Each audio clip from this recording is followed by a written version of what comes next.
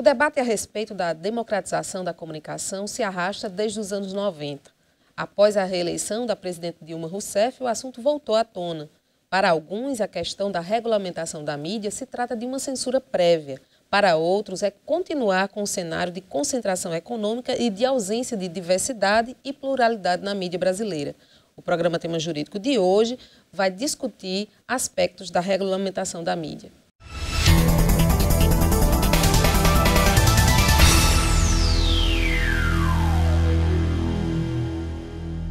As famílias que controlam o conjunto da grande mídia no Brasil continuam usufruindo das concessões públicas sem que haja um mecanismo em que a sociedade possa fiscalizar possíveis violações de direitos.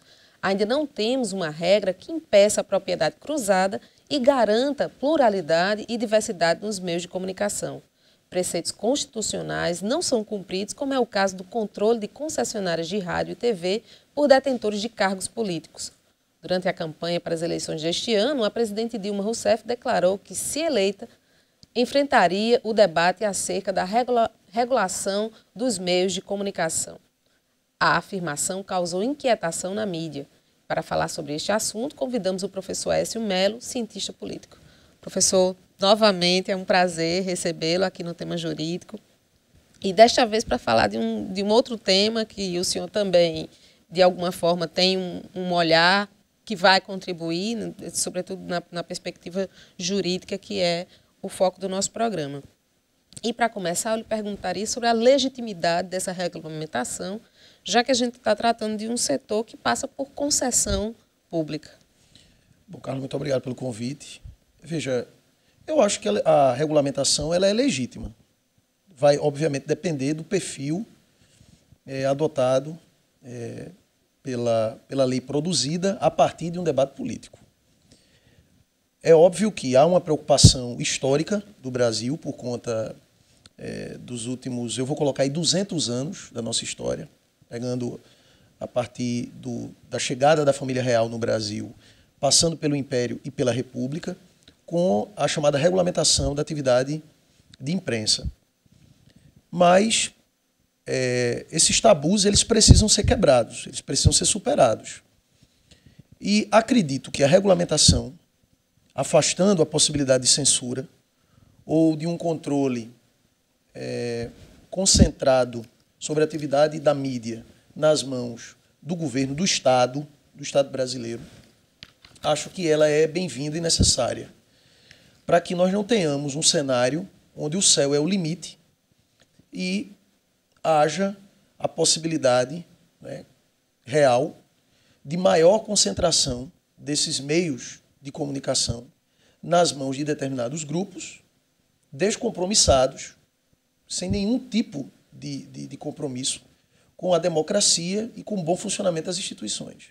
Essa disseminação da ideia de que a regulamentação implicaria numa censura, o senhor percebe isso como sendo uma estratégia de desinformar a população sobre a necessidade da regulamentação? Sem dúvida.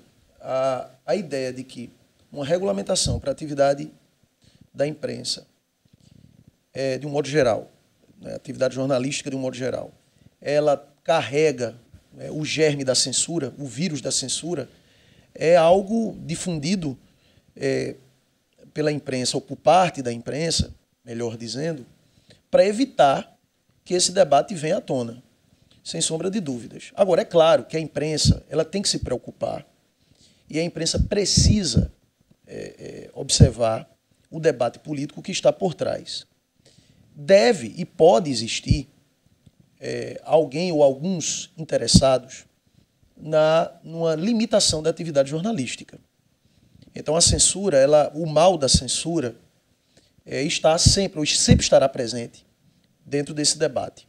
Mas, como eu venho dizendo, até em sala de aula mesmo, conversando com alguns alunos, o mais importante é que o Brasil defenda a imprensa, uma imprensa livre. Porque, olha, Carla, eu acredito que nos últimos anos o papel da imprensa, mesmo com seus erros, mesmo com muitos equívocos, com ideias, com matérias, com notícias veiculadas, sem um filtro, sem um cuidado, necessário. Ainda assim, uma imprensa livre ela é importante para a manutenção e para o fortalecimento da democracia. Se não fosse a imprensa nesse país, nos últimos anos, com toda a certeza do mundo, muitos dos escândalos que aí estão desmoralizando pessoas que não merecem ter cargos, não merecem participar da vida política nacional, não merecem ter mandatos, né? Não merecem ser votadas.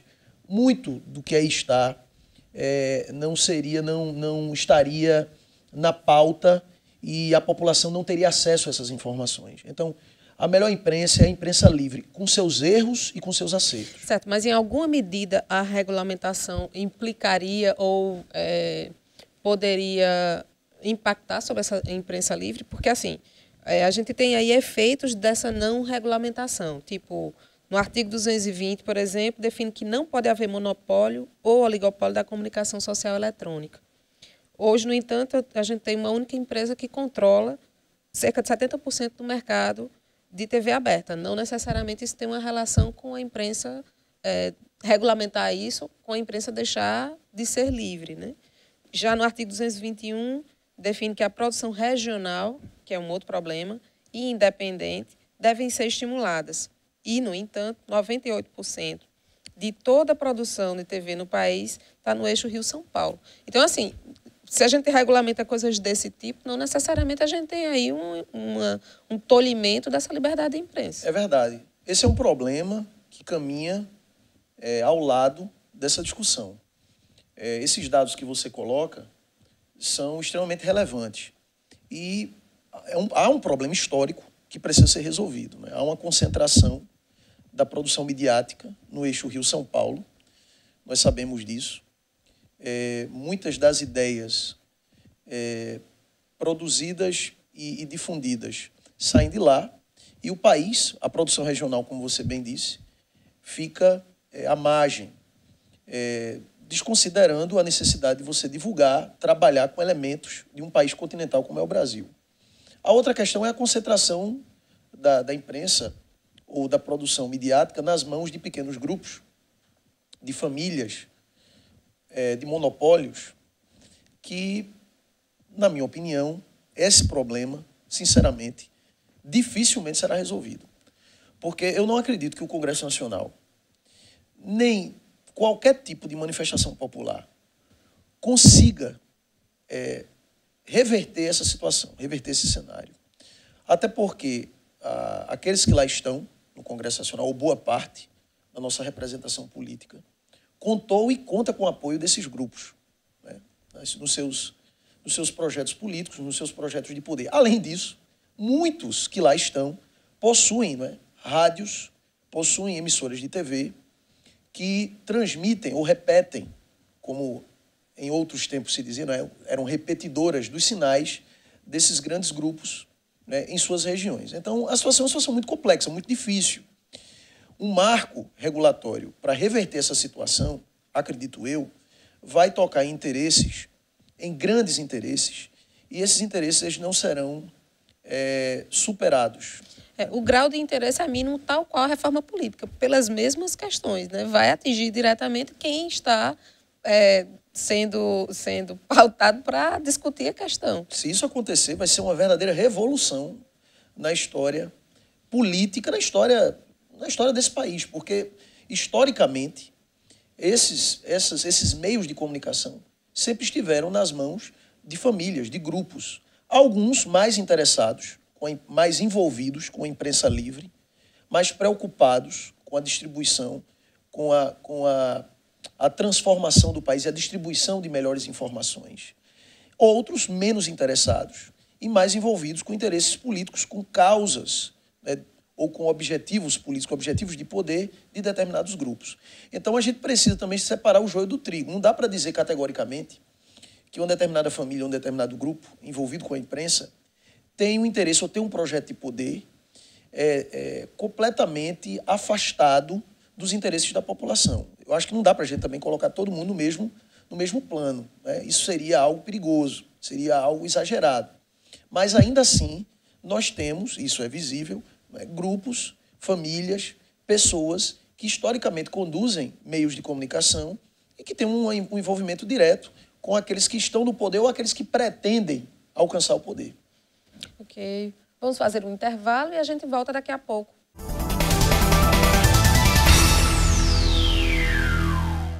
Voltamos com o programa Tema Jurídico, que hoje está abordando a questão da regulamentação da mídia.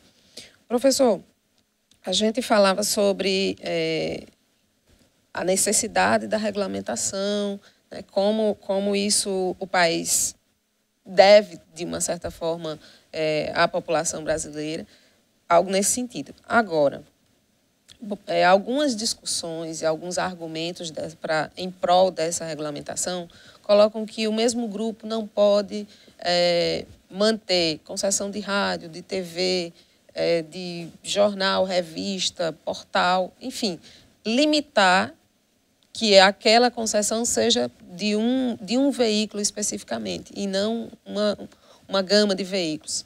Só que na contramão disso, a gente tem hoje uma comunicação que tem cada vez mais buscado a convergência dos veículos. São veículos complementares que uma mesma empresa tende a manter.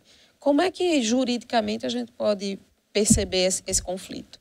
Isso é complicado, porque a Constituição Federal de 1988, que tem uma série de problemas, ou melhor, aquilo que eu chamo de crise existencial da Constituição Federal de 88, que aparentemente é eterna, essa crise. Porque nós temos preocupações de caráter social e, ao mesmo tempo, preocupações de caráter bem privado, ou defendendo, melhor dizendo, a livre iniciativa e a iniciativa privada, portanto. Então, nesse sentido, na defesa da livre iniciativa, nós não podemos desconsiderar que uma empresa que tem um meio de comunicação, por exemplo, uma revista, ela mais adiante queira, tenha a intenção e consiga produzir, por exemplo, um bom site, ou tente enveredar para a TV. Então, como é que o país ele vai estabelecer uma barreira, um muro legal, evitando que essa empresa ela tenha o interesse de diversificar suas atividades midiáticas? Esse é um problema. E o pior, algumas dessas empresas já estão há muito tempo trabalhando com diversos meios de comunicação, rádio, TV, a própria imprensa escrita. Então, nós temos uma situação em que, aparentemente, se esse marco regulatório tiver o interesse de mexer nessa casa de maribondo, vou usar uma expressão bem popular, nós teremos que fragmentar ou colocar nas mãos de um outro grupo uma determinada atividade que está sendo bem desempenhada por um grupo midiático, um grupo de imprensa. Pior, nós não sabemos se esse grupo que venha a assumir uma determinada área, um determinado setor da imprensa, vai ter a mesma competência, vai ter a mesma capacidade de gerenciamento daquela atividade. Então, vamos fragmentar, por exemplo, um determinado grupo que trabalha com rádio, TV e jornal escrito, produzido diariamente, colocando nas mãos de um determinado grupo, de um determinado ator político, que tem o interesse de abraçar, diante dessa possibilidade de fragmentação, sem termos uma condição de prever se aquela atividade vai ser bem gerenciada. Começamos o problema por aí. Por quê? Porque nós temos, apesar dos pesares, ainda que possamos reconhecer a dificuldade, né, e a concentração, a dificuldade de debate e a concentração dessas informações nas mãos de determinados grupos, nós temos que reconhecer que a imprensa brasileira, de alguns anos para cá, ela tem crescido, ela tem produzido e tem sido reconhecida mundialmente como uma imprensa forte, de boa qualidade, apesar dos pesares, apesar de termos edições ou editoriais nas mãos de determinadas bandeiras, ou carregando determinadas bandeiras ideológicas. Agora, assim, quem está criticando os que são contrários à regulamentação, É que diz que, na verdade, quando eles levantam a bandeira do liberdade de imprensa, estão levantando a bandeira da liberdade de empresa. Na verdade, como resolver esse problema? Juridicamente, sinceramente, eu não vejo uma saída. É um checkmate para o legislador e para o Poder Judiciário. Nós teríamos, então, que dissociar a atividade de imprensa da livre iniciativa, da ideia de livre iniciativa. Não sei, sinceramente, como é que a gente vai fazer isso, do ponto de vista legal. Isso é um desafio para o legislador. Aqui, né, nessa nossa conversa, sinceramente, eu não sei qual seria o melhor caminho a ser trilhado pelo legislador e como o Poder Judiciário poderia avaliar tal situação. Mas eu acredito que a atividade de imprensa, os grupos que conduzem, que trabalham com a mídia, com a grande mídia, estão diretamente inseridos na livre iniciativa, né? Representam a iniciativa privada. Então, como fazer? Como resolver esse problema? É um dilema. Aliás, eu acredito que mexendo nessa situação, mexendo no DNA da livre iniciativa, mudando, consequentemente, a Constituição Federal de 1988, porque eu penso, sinceramente, que essa discussão não é uma discussão infraconstitucional, é uma discussão constitucional. Acredito que teremos que mexer necessariamente na Constituição Federal de 88. Eu acredito que nós podemos produzir, né, um belo cenário. Poderemos. Mas poderemos também produzir uma monstruosidade jurídica. Isto é, dependendo dos interesses defendidos pelo legislador, né, repito, o germe do controle estatal sobre a atividade de imprensa pode estar ali guardado e pode ser bem utilizado ou mal utilizado, né, de acordo com os interesses, até mesmo, né, por um poder judiciário que, para muitos, repito, não é uma opinião generalizada, é uma opinião de alguns, para muitos é um poder judiciário que hoje tenta, né, se desvincular, tenta se afastar também de uma espécie de controle político, né? A política tem interesse também, não só de controlar a imprensa, a política também tem, o jogo político também tem interesse de controlar figuras importantes do Poder Judiciário. E o Poder Judiciário luta contra isso, como a imprensa luta também. Então é uma situação muito complexa, é um caldo grosso, não é, num caldeirão fervendo de elementos, de situações, de condições dadas que possibilitam uma série de debates e, além disso, concretizados esses debates através de uma legislação, eles podem trazer sérios problemas para o país. Vamos ao intervalo e no próximo bloco a gente fala sobre a regulação com um enfoque também no cenário internacional.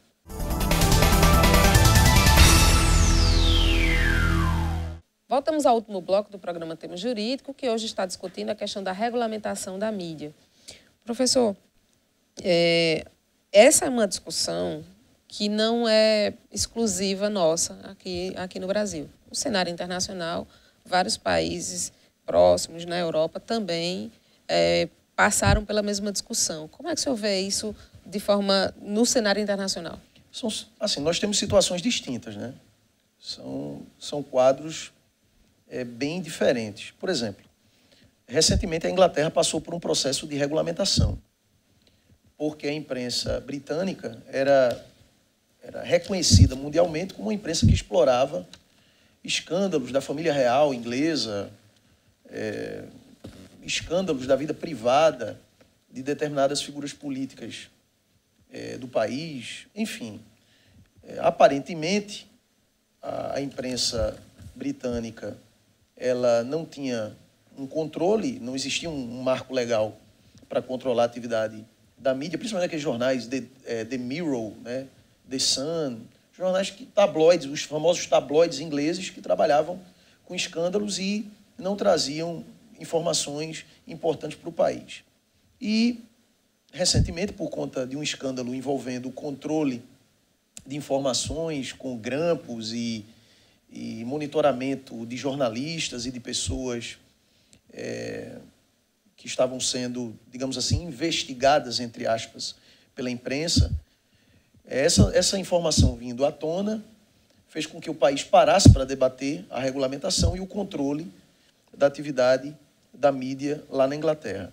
Nos Estados Unidos, no período do New Deal, no governo do famoso presidente Franklin Delano Roosevelt, lá naquele período o presidente Roosevelt teve a preocupação de regulamentar.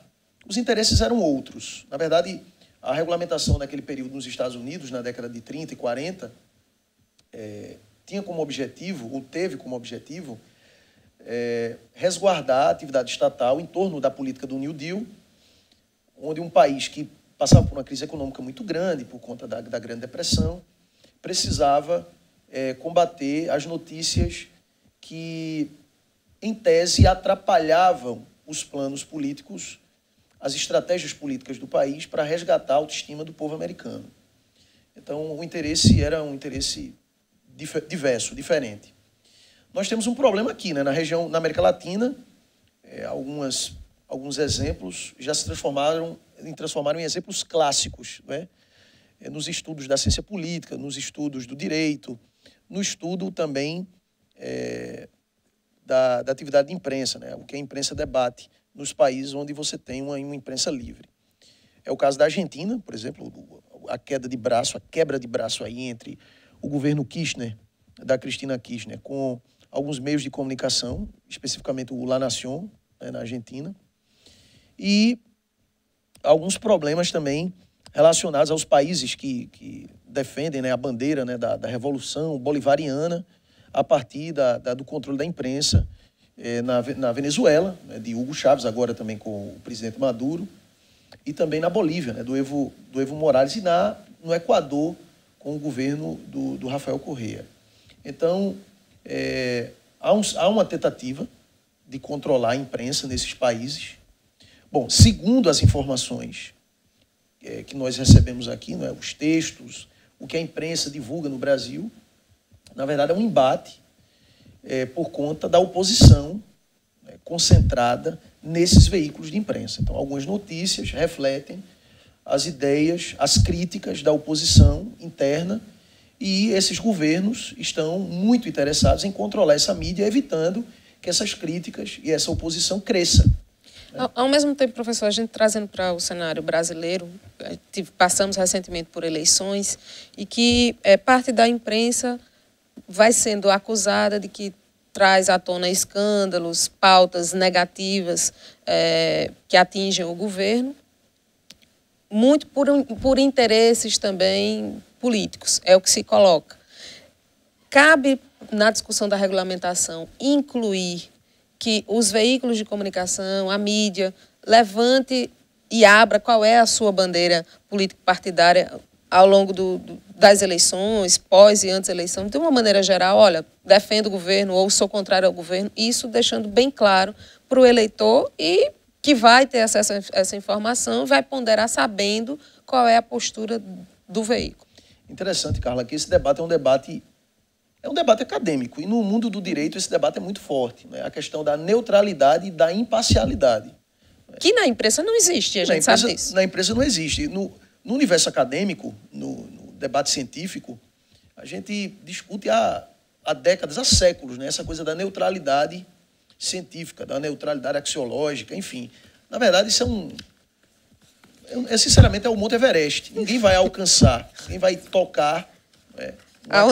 Aonde há subjetividade, caber a neutralidade é difícil. Né? Sem dúvida, sem dúvida. Agora, no direito, o direito resolveu da seguinte forma. Eu acho muito interessante o que nós, no meio jurídico, costumamos falar. É que, no direito, nós não somos neutros, mas exercitamos, ou pelo menos tentamos exercitar a imparcialidade. Então, eu acho que a imprensa, eu não sei se o meio jurídico pode dar um recado ou pode servir de paradigma, de modelo. Mas neutralidade não vai existir. Neutralidade não vai existir. Mas a imprensa, ela poderia ser mais imparcial. Essa é a impressão que eu tenho. Dá a César o que é de César. Vamos pegar uma expressão bíblica aí. Porque muitas vezes a imprensa ela não consegue reconhecer boas políticas ou políticas públicas que foram implementadas e que tiveram êxito de determinados governos. Então, carregam bandeiras assim extremistas transformam o debate numa cruzada pessoal, né, num cavalo de batalha, fazendo com que qualquer deslize de um determinado governo seja motivo para uma celeuma sem tamanho. Boa parte da imprensa joga no lixo um princípio básico do jornalismo, que é a pluralidade de olhares. Sem dúvida. Sobre um mesmo objeto. Eu costumo dizer uma frase, repito uma frase de um político famoso, o Shimon Peres, que é um político israelense. O Shimon Peres, ele diz uma frase muito interessante. Claro, olhando para o problema lá deles, lá em Israel, né, com os palestinos. Ele diz assim, muito mais importante do que o direito à igualdade é o direito à diferença. Então, nós precisamos reconhecer que nós somos diferentes.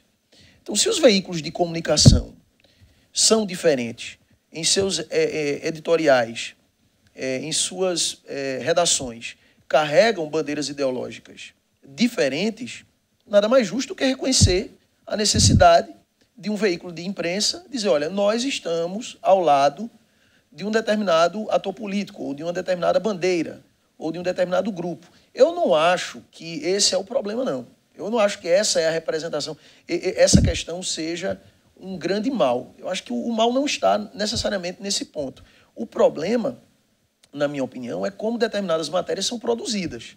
Eu acho que a crítica ela é necessária, né?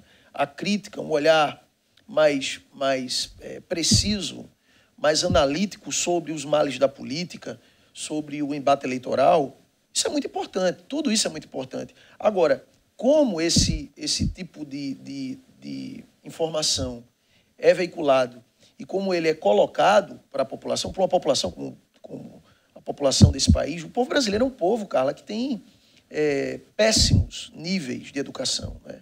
Se você for analisar, comparar com outros países que sofrem com problemas parecidos com a imprensa, né? É um país que o povo tem pouca informação e a informação que tem é muitas vezes ruim. É uma informação trabalhada de tal forma que tem como objetivo defender bandeiras que não são as melhores bandeiras para o nosso país. Ou muitas delas não são bandeiras equilibradas, não trazem um debate equilibrado para a política. Ao mesmo tempo, a gente tem agora esse povo, ou parte desse povo, tendo a possibilidade de ser também produtor de conteúdo com as redes sociais. Você acha que, em alguma medida, dá para estabelecer uma relação entre esse acesso a uma produção, vamos dizer assim, independente nas redes sociais e o forçar a regulamentação? Ou forçar uma discussão sobre a regulamentação? Eu acho que esse é um desafio para a imprensa. Eu acho que o problema das redes sociais hoje, na verdade, não é um desafio apenas para o legislador. Eu acho que é um desafio maior para a imprensa. Porque, em tese, nós temos hoje, com os blogs, com as páginas de determinadas pessoas, de acadêmicos, de centros de estudo, nós temos hoje jornalistas, na verdade, entre aspas, né? Jornalistas, entre aspas, ou atividade jornalística, entre aspas, nas mãos de todo e qualquer cidadão. Então, esse é um desafio, sim, para a imprensa. Como a imprensa encara e como a imprensa deseja que essa questão seja tratada, seja trabalhada. Porque eu acho que as redes sociais, elas desempenham um papel importante nos nossos dias, acabaram democratizando a circulação de determinadas informações, de determinadas matérias que muitas vezes ficavam nos bastidores ou eram escolhidas, eram, na verdade, melhor trabalhadas pela imprensa profissional, com formação, com conhecimento para exercer atividade de imprensa, atividade de jornalista. Mas as redes sociais, elas trouxeram também grandes males. Às vezes há uma circulação de informações no dia a dia, informações cruzadas, informações equivocadas, denigrindo a imagem de pessoas, de atores políticos, de cidadãos, de famílias. Então, as redes sociais, elas precisam ser elas entram nessa discussão. São alvo também da regulamentação? Acredito que sim, elas precisam ser discutidas, elas precisam ser melhor avaliadas. Eu acho até que a avaliação das redes sociais, a discussão em torno das redes sociais, na minha opinião, essa discussão deve ocorrer antes da discussão em torno do marco regulatório para a imprensa. Obrigada, professor. E obrigada a você também pela sua audiência aqui na TV Itararé e no nosso canal no YouTube. Bom final de semana e até sábado que vem com mais tema jurídico da Facisa.